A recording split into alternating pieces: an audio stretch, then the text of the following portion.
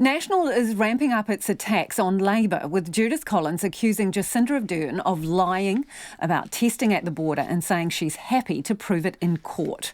The Labour leader has dismissed the accusation as opposition politics and says exactly what happened was well traversed in the debating chamber. But the campaign drama doesn't stop there. Both New Zealand First and ACT have today admitted they're not confident Labour will stick to its word over a wealth tax. Here's our political reporter Katie Scotcher. Judith Collins, all guns blazing at a public meeting on the Kapiti coast. Remember the second lockdown? Did you have any COVID-19 here in Otaki? Did you have any? No. Did you have a level 2 lockdown, didn't you? Had you done anything to deserve that one? No. Who let COVID-19 in? I tell you who did. Jacinda Ardern and her government. They let it in. Why? And it didn't stop there. She promised us all, and we believed it, foolish us for believing her, that every border-facing staff was being tested for COVID-19 regularly. Last week, we found out actually only 7% of the border-facing staff were being tested. What a lie, and I'll call it out for what it is. And who was put at risk? Everybody of New Zealand. So when she said she went hard and fast, she went slow and pathetic, and actually the other thing she did is she lied to us about what was happening. And I'm happy to say that, on the record, she lied.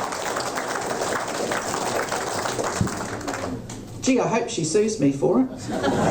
Jacinda Ardern brushing it off. What's your response to that? Opposition politics. And what about asking for someone to sue her? Frankly, that's odd. The National leader continued to pile pressure on Ms Ardern and any potential Labour Greens government, while re-announcing her party's plan to build a link road in Hutt South. You know that Labour want to have the Greens with them every single moment so they can use them as the excuse for not doing what they've promised to do, that they will stop projects going for roads, they will stop Wellington moving, and they will put in a wealth tax because that's what they want to do. Labour has repeatedly ruled out introducing any new taxes if re-elected.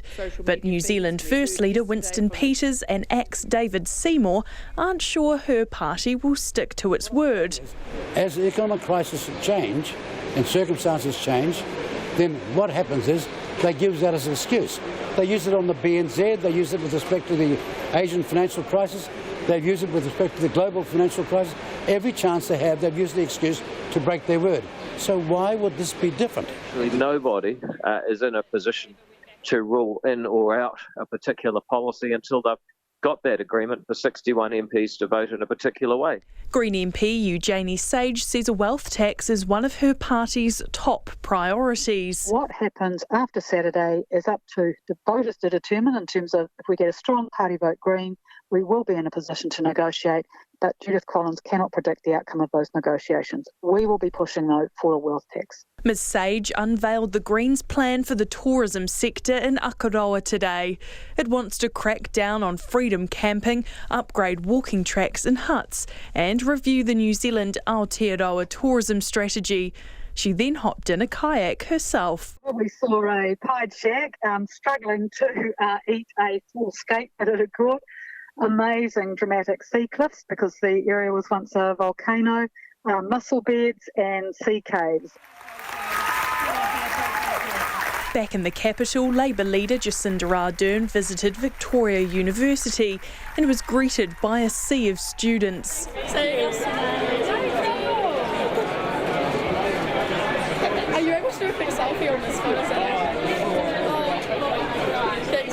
Sorry guys, it's a really big one. Ms Ardern was asked if her party has let students down by deciding not to extend its fees-free tertiary program past the first year of study.